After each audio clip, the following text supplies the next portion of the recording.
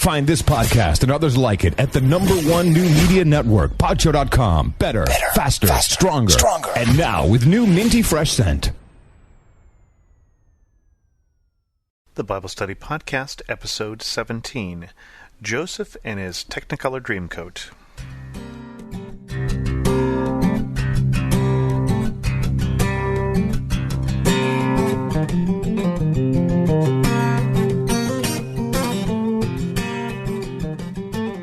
You've seen the musical Joseph and His Amazing Technicolor Dreamcoat, and now it's time to read the story from the Bible. You could find this story in Genesis 37, or at least it starts in Genesis 37. Last week we talked about Abraham, and in between Abraham and Joseph there are two generations, Isaac and Jacob, who then later becomes Israel, and one of his 12 sons, that become the 12 tribes of Israel, is his son Joseph. And just to set the stage here, Jacob, as you may recall, had a little trouble with his marriage. The biggest trouble he had with his marriage is he married the wrong woman.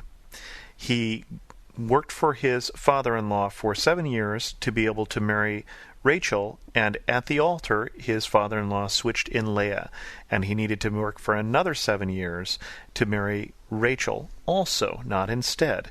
And so Jacob had 2 wives, and then he has 12 children by these 2 wives, and each of the 2 wives maidservants. So 12 kids, 4 wives. And that sets some of the stage for what goes on here in Genesis 37, and some of the problem that goes on, because Joseph is the son of that favorite wife, Rachel. And with that in mind, let's read Genesis 37.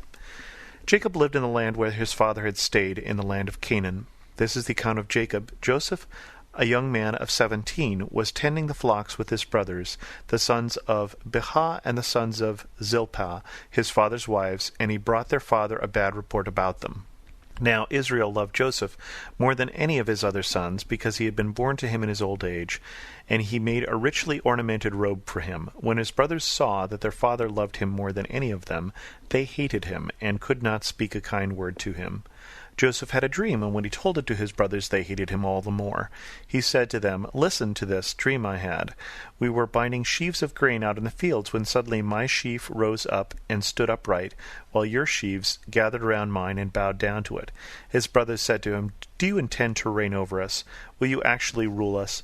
And they hated him all the more because of his dream and what he had said. Then he had another dream. He told it to his brothers. "Listen," he said, "I had another dream, and this time the sun and the moon and the 11 stars were bowing down to me." When he told his father as well as his brothers, his father rebuked him and said, "What is this dream you had? Will your mother and I and your brothers actually come and bow to the ground before you?" His brothers were jealous of him, but his father kept the matter in mind. Now his brothers had gone to graze their father's flock near Shechem, and Israel said to Joseph, "As you know, your brothers are grazing the flocks near Shechem. Come, and I am going to send you to them." "Very well," he replied. And so he said to him, "Go and see if all is well with your brothers and with the flocks, and bring word back to me." Then he sent him off to the valley of Hebron. Now Joseph arrived at Shechem. A man found him wandering around in the fields and asked him, "What are you looking for?" He replied, "I'm looking for my brothers. Can you tell me where they are grazing their fields?" "They have moved on from here," the man answered. "I heard them say, 'Let's go down to Dothan.'" So Joseph went after his brothers, and he found them near Dothan. But they saw him in the distance, and before he reached them, they plotted to kill him. "Here comes that dreamer," they said to each other. "Come now, let's kill him and throw him into one of these cisterns, and say that a ferocious animal devoured him. Then we'll see what comes of his dreams." When Reuben heard this, he tried to rescue him from their hands. "Let's not take his life," he said. "Don't shed any blood. Throw him in this cistern here in the desert, but don't lay a hand on him." Reuben said this to rescue him from them and take him back to his father. So when Joseph came to his brothers, they stripped him of his robe, the richly ornamented robe he was wearing, and they took him and threw him in the cistern. Now the cistern was empty, there was no water in it. And as they sat down to eat their meal, they looked up and saw a caravan of Ishmaelites coming from Gilead. Their camels were loaded with spice, balm, and myrrh, and they went on their way to take them down to Egypt. Judah said to his brothers, "What will we gain if we kill our brother and cover up his blood? Come, let us sell him to the Ishmaelites and not lay our hands on him. After all, he is our brother, our own flesh and blood." His brothers agreed. So when the Midianite merchants came by, his brothers pulled Joseph out from the cistern and sold him for 20 shekels of silver to the Ishmaelites, who took him to Egypt. When Reuben returned to the cistern and saw that Joseph was not there, he tore his clothes. He went back to his brothers and said, "The boy isn't there. Where can I turn now?" They got Joseph's robe, slaughtered a goat, and dipped the robe in the blood. They took the ornamented robe back to their father and said, "We found this. Examine it to see if it is your son's robe." He recognized it and said, "It is my son's robe. Some ferocious animal has devoured him. Joseph has surely been torn to pieces." Then Joseph tore his clothes, put on sackcloth, and mourned for his son for many days. All his sons and daughters came to comfort him, but he refused to be comforted. "No," he said, "in mourning I will go down to the grave to my son." So his father wept for him. Meanwhile, the Midianites sold Joseph in Egypt to Potiphar, one of Pharaoh's officials, the captain of the guard. So the first thing we learn is that Joseph comes from a dysfunctional family, to say the least. There are some real issues here in terms of his position, and his father is certainly not helping the situation by making it quite clear who his favorite is. And so his brothers are already pretty pissed at him, and then Joseph does a couple things. One is he is tending the flock with his brothers, the brothers of the two handmaidens, Bilhah and Zilpah, and he brings a bad report about them. Now, it doesn't say whether they deserved it, doesn't say what they were doing, but basically looks a little bit like a tattler here. They don't like him all the more. And then his father gives him a robe because he wants everybody to know he's his favorite, and they really don't like him.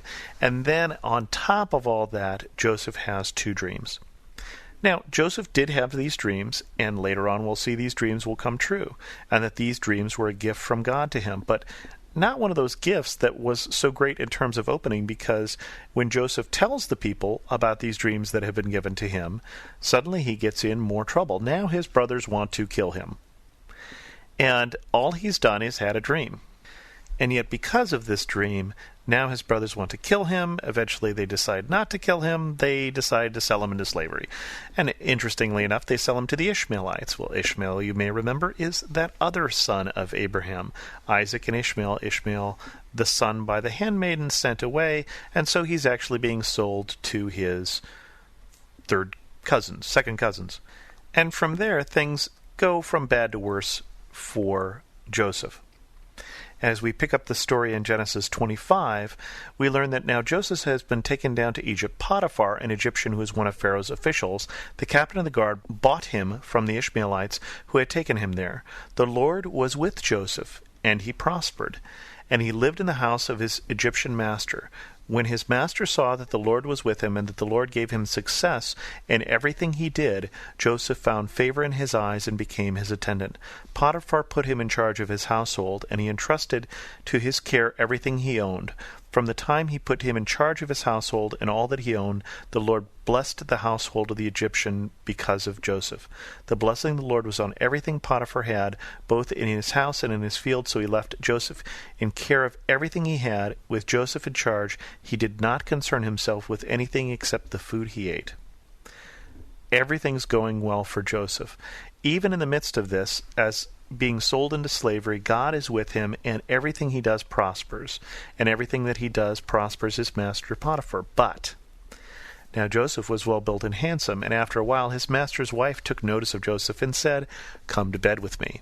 But he refused. "With me in charge," he said, "my master does not concern himself with anything in the household.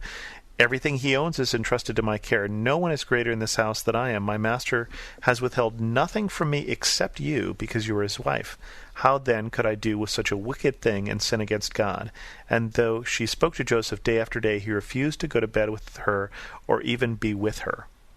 It's interesting. So he's drawn a line in the sand and saying, nope, I want no part of this. It would be sin against God. It would be wrong to Potiphar.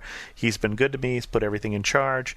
And he is wise enough to know that he shouldn't even be with her, because there's a chance that he'll change his mind, there's a chance that he'll get snared, whatever. So he draws a big circle around her and says, "Hands off." One day, when he went into the house to attend his duties, and none of the household servants were inside, she caught him by the cloak and said, "Come to bed with me."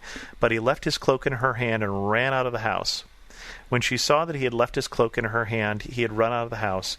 She called her household servants. "Look," she said to them, "this Hebrew has been brought to us to make sport of us."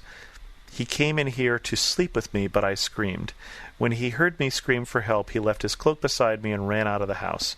She kept his cloak beside her until his master came home, and then she told him this story. That Hebrew slave you brought us came to me and made sport of me. But as soon as I screamed for help, he left his cloak beside me and ran out of the house. When his master heard the story his wife was saying, "This is how your slave treated me," he burned with anger. Joseph's master took him and put him in prison, the place where the king's prisoners were confined. And while Joseph was there in prison, the Lord was with him. He showed him kindness and granted him favor in the eyes of the prison warden. So the warden put Joseph in charge of all those held in the prison, and he was made responsible for all that was done there. The warden paid no attention to anything under Joseph's care, because the Lord was with Joseph and gave him success in whatever he did. This is the kind of success you might want to do without.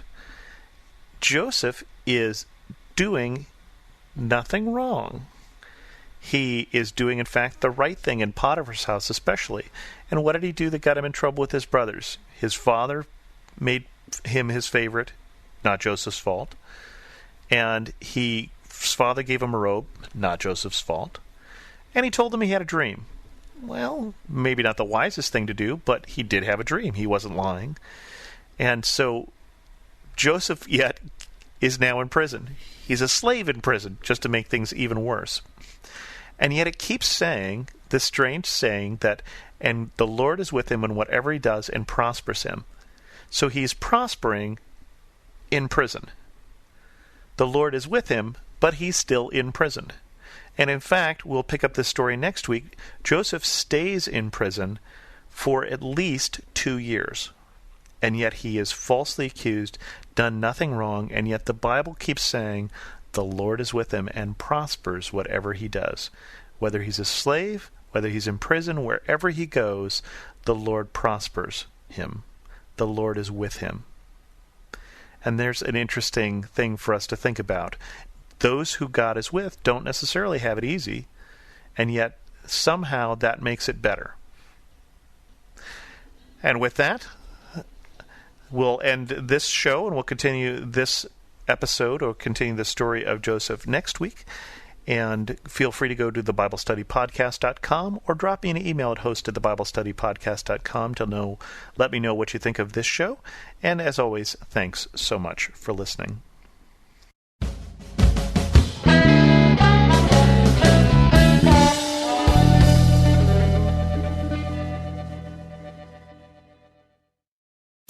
The best and the brightest served up daily by the sharpest minds in content delivery, pod show, and limelight.